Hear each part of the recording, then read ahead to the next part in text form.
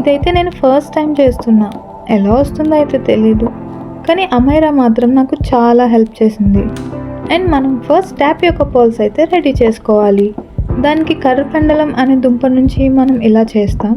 దీన్ని 3 hours soak చేసిన తర్వాత 2 అవర్స్ మ్యాక్సిమం మనం డ్రై చేయాలి.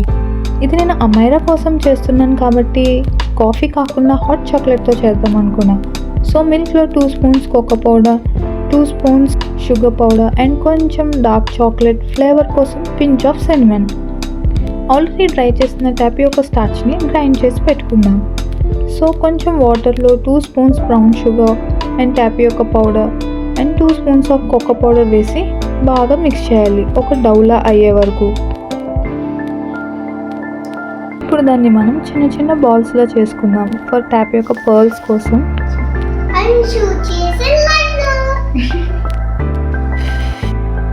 ఇంకా లాస్ట్లో జాగ్రీ సిరప్లో కొంచెం టైం ఉంచితే మనకి టాపియోకా పర్ల్స్ అనేవి రెడీ అయిపోతాయి.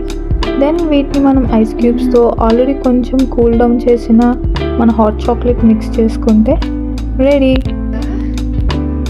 ఈ పర్ల్స్ అంత పర్ఫెక్ట్గా అయితే రాలేదు, కానీ ఫస్ట్ టైం చేసినప్పుడు పర్లేదు అనిపించింది. అండ్ టేస్ట్ మాత్రం చాలా బాగుంది. అమైరాకి అయితే చాలా నచ్చింది. Thank you for watching.